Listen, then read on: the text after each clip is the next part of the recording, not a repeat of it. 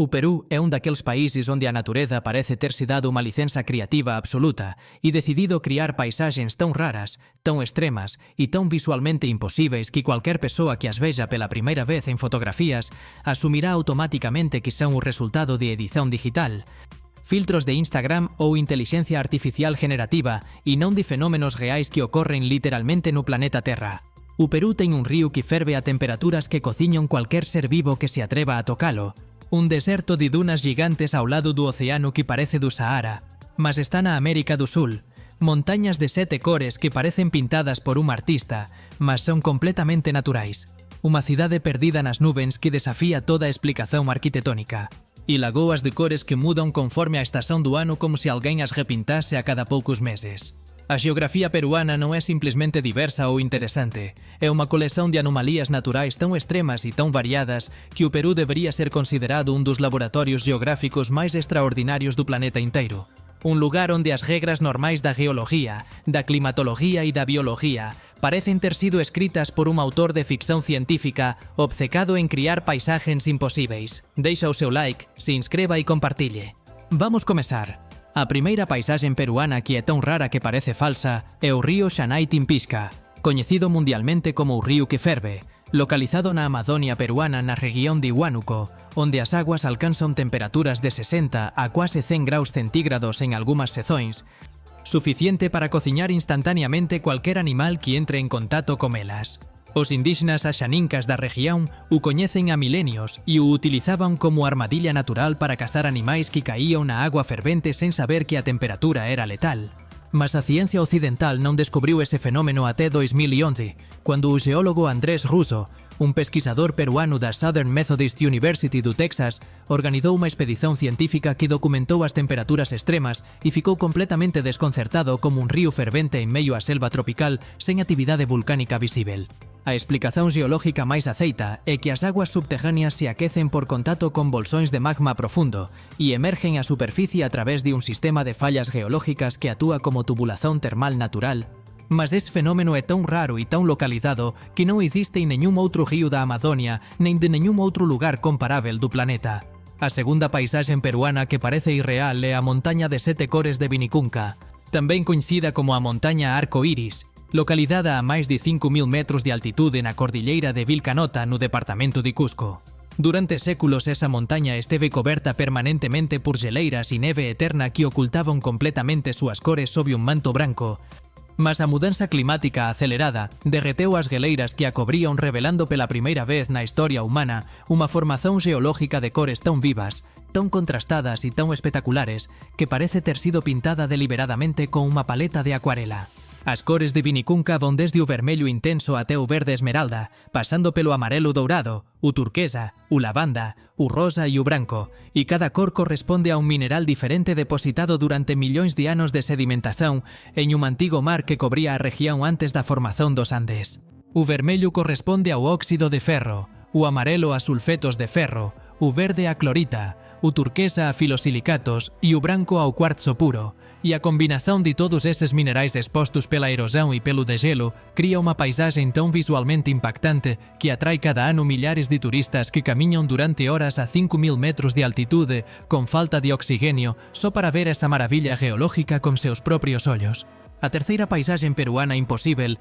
é o Val da Lúa de Arequipa, un cañón de roxa volcánica erodida que se encontra a 2.400 metros de altitude na cidade branca de Arequipa e que parece ter sido transportado directamente da superficie lunar para os Andes peruanos. As formacións roxosas dese vale foron esculpidas por millóns de anos de erosão do río Chili que cortou a rocha volcánica branca chamada Silar, criando agullas, túneis, cavernas, pontes naturais e columnas de rocha de até 50 metros de altura que parecen arquitectura gótica natural, construída por gigantes de pedra. O Val da Lúa é tão surrealista e tão parecido con unha paisaxe extraterrestre que foi utilizado como locación de filmaxen para múltiplos filmes de ficción científica e documentarios da NASA que precisaban de unha paisaxe terrestre que se parecese con Marte ou con a Lúa sen necesidade de efeitos especiais digitais,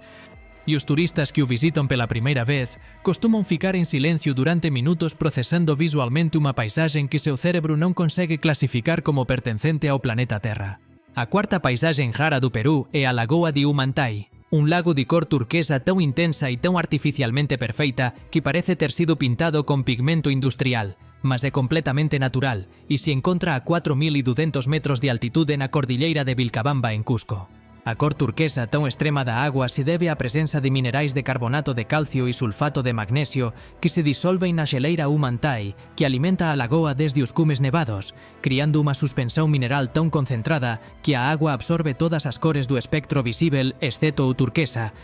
que é o que reflet para os ollos dos observadores. A lagoa de Humantay é tão visualmente impactante que as fotografías do lugar se tornaron virais nas redes sociais nos últimos anos e millóns de persoas que as viron pela primeira vez asumiron que as imagens estaban editadas con filtros de saturación até que visitaron o lugar e comprobaron que a cor da agua é exatamente tão intensa na realidade quanto nas fotografías. Un fenómeno visual que os geólogos explican como un caso extremo de dispersión de Rayleigh en agua carregada de minerais que non ocorre con esa intensidade en nenhum outro lago do mundo. Deixa o seu like, se inscreva e compartille. A quinta paisaxe peruana que non debería existir é Huacachina, un oasis de palmeiras e vegetación tropical rodeado completamente por dunas de arella de até 200 metros de altura en pleno deserto de Ica,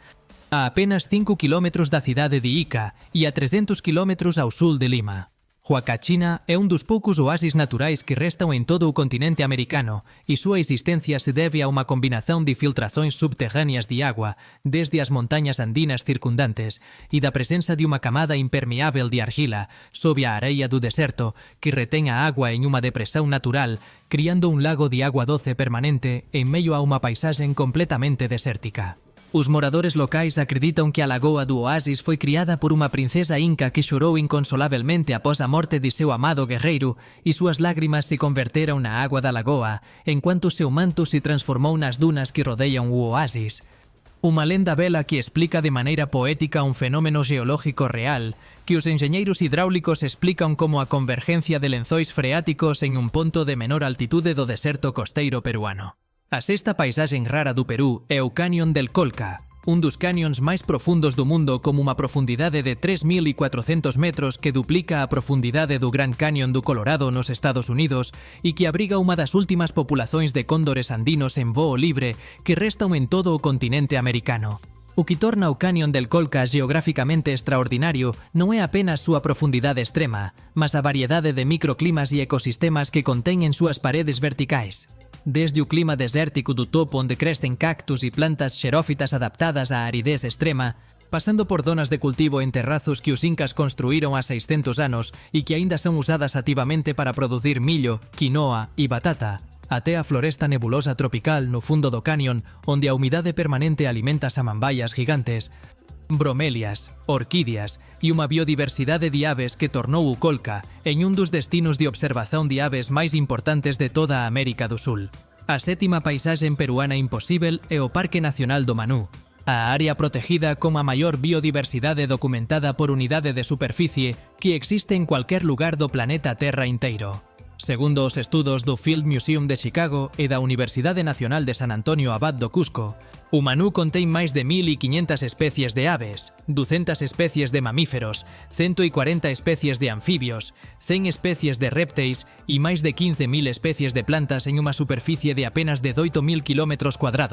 Unha concentración de biodiversidade tão extrema e tão absurda que os biólogos a descreven como imposível segundo os modelos normais de distribuición de especies. A razón desa biodiversidade tão concentrada é a variación altitudinal do parque, que vai de 300 metros na Amazonia Baixa até 4.000 metros nos Andes, combinada con a ausencia total de actividade humana de destruición en súas zonas máis remotas onde comunidades indígenas non contatadas protegen os ecosistemas con súa mera presenza ancestral. A oitava paisaxe rara é o complexo arqueolóxico de Caral, a civilización máis antiga das Américas, con máis de 5.000 anos de antigüidade, que é contemporánea das pirámides do Egito, da Mesopotamia e da civilización do Indo, e que demonstra que os peruanos construíron cidades monumentais con prazas circulares, pirámides escalonadas e un complexo sistema de irrigación cuando a maioría da Europa vivía en cavernas sen ningún tipo de organización social avanzada. A existencia de Caral no deserto costeiro peruano a apenas 180 km ao norte de Lima desafía a narrativa simplista de que as civilizacións avanzadas só surgiron na Europa, no Oriente Medio e na Asia. demonstrando que os povos do antigo Perú desenvolveron independentemente a agricultura, a arquitectura monumental, a música e a organización social complexa millares de anos antes de os europeus teren sequer un conceito de civilización organizada. A nona paisaxe peruana que parece irreal é a Reserva Nacional de Paracas e súas famosas formações candelabro, un geoglifo gigante de máis de 180 metros de altura esculpido na encosta de unha colina de areia do deserto costeiro que pode ser visto perfeitamente do mar a varios kilómetros de distancia e cuya antigüidade, autoría e propósito continúan sendo un misterio completo que os arqueólogos non conseguiron resolver en máis de 2 séculos de pesquisa intensa. As formações candelabro de Paracas se asemellan aos geoglifos de Nazca, mas son menos coñecidas internacionalmente e apresentan a mesma anomalía geográfica imposíbel. Foron deseñadas para seren vistas de pontos de observación que non existían cando foron criadas. Un paradoxo visual que desconcerta os pesquisadores e que alimenta teorías que van desde as explicacións arqueológicas convencionais até as hipóteses máis extravagantes sobre civilizacións perdidas. A 10ª e última paisaxe peruana imposíbel é a Lagoa das Mumias de Pampas, onde os arqueólogos descubriron a maior concentración de mumias naturais encontradas xamais en un único lugar do mundo, con máis de 200 mumias da cultura chancai preservadas perfeitamente pela secura extrema do deserto costeiro peruano durante máis de 1000 anos sen necesidade de neñún proceso artificial de embalsamamento. A combinación da aridez absoluta do deserto, a salinidade do solo e a ausencia total de humidade criou as condicións perfeitas para a mumificación natural de centenas de corpos humanos que foron encontrados en perfeito estado de conservación con pele, cabelo, tecidos moles e até roupas intactas após un milenio sob a areia do deserto, transformando ese sitio arqueológico en unha das descobertas máis extraordinarias e máis perturbadoras de toda a arqueoloxía mundial e demostrando que a geografía peruana non apenas cría paisaxes imposíveis, mas tamén preserva a historia humana de maneiras que a ciencia moderna non consegue replicar. Deixa o seu like, se inscreva e compartille. Até a próxima.